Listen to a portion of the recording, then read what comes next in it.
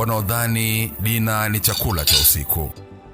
Lakini nyumbani kwangu, dina si chakula, ila meza ya vifua vizito.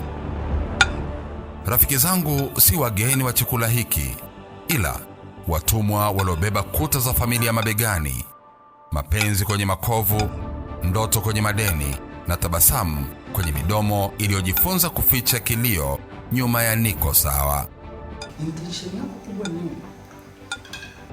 Hapa mwanaume huruhusiwa kuwa binadamu kabla hujalazimishwa kuwa shujaa. Sina ubaya na wanaokesha baa kupoteza mawazo.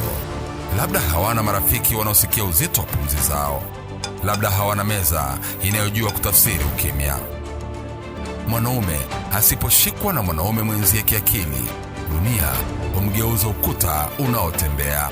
Pili, usitumie meza ya rafiki yangu kuingiza mambo ya familia hapa. Usimtaje mke wangu katika mambo kama haya. Tafadhali sana nakusihi. Mezani kwangu hakuna anayekuja kufarijiwa. Sitegemei kwamba mazungumzo ya kiume yatakuwa na mambo ya kihisia, ila kupita mlango mchafu ambao mara zote huvitangulia vyumba vya ushindi.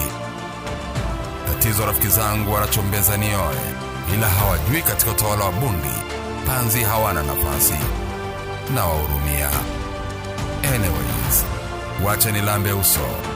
Karibu Dina. Haya yanayozungumzwa hapa ni kweli?